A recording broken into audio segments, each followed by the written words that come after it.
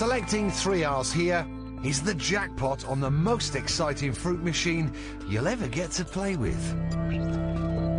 It's race mode for the gearbox, suspension and traction control of this, the Nissan GTR.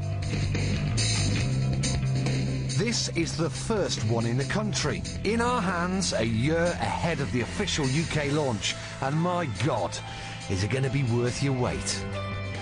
What you're looking at here is a supercar, Japanese styling, but the only thing that's been miniaturised is the price tag.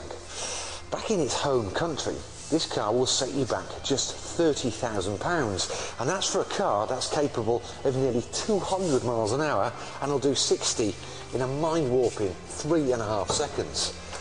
Wow. In the UK, taxes will push the price of this car to more like 60 grand. But it's still fantastic value for something that's going to scare a Porsche 911 Turbo. The bespoke chassis, brand new engine, radical gearbox and lightweight body are basically hand-assembled by a team of just 14 highly trained ninjas.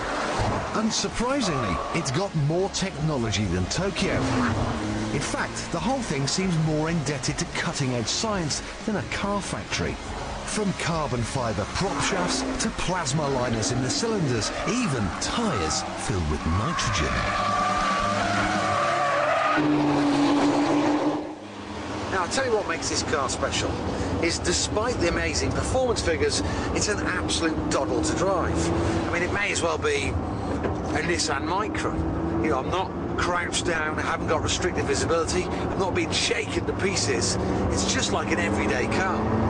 Usually 100% of the grunt goes to the back wheels, although during moments it gets shifted around all four. The Japanese engineers practically encourage you to take it out on the snow and ice, claiming the trick differentials will stop you ruining the no claims bonus.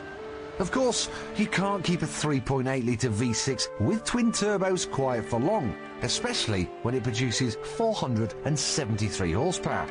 So, what's it like when you open the taps?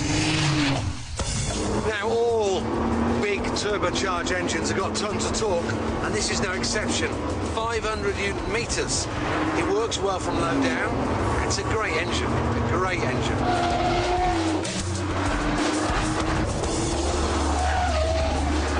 The gearbox is fantastic. It's one of the best bits about the car. It's a twin clutch arrangement, a wee bit like the Volkswagen Golf, the DSG version. The changes are almost seamless, so up the gears is fantastic, but down the gears, listen to this. Really fast, precise down changes, the auto blipper. It's just a great gearbox. Now, this car is for the PlayStation generation because it's got so much kit and caboodle on the dashboard. It gives you a ton of information that you actually don't really want to know. You can look at your lateral G, your acceleration G, how hard you brake. You can look at probably what pants your mum's got on. You can look at absolutely everything.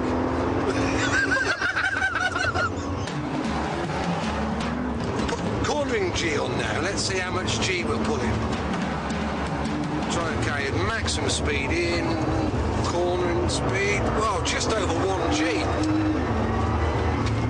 It's at 1.2G. See? Really useful information. Woo, Daddy.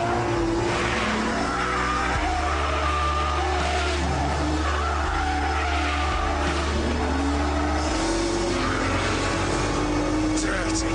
The engineers haven't just focused on performance, but handling too. They reckon it'll get around the Nürburgring in 7 minutes 38. Bear in mind, it takes the Bugatti Veyron 7 minutes 40. Interestingly, the computers on this car have given it two personalities. You know, it's brilliant at a slow-speed hairpin, gives you the right sort of torque split, delivers the power in the right way. You can have a little slide on the exit and still get traction. Where it lets itself down is on the longer medium speed to fast corners where it just wants to understeer too much. And you can't get after it.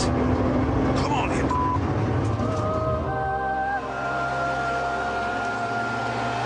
this car, I think, is going to be a more rewarding car to drive on the roads because of the way the diff is set up than perhaps it is on a track. But you know, the upshot is you can pick faults and everything, and I suppose that's our job to do so, but it's a great bit of metal, this car. It's fantastic fun, it's great value for money. We like it a lot.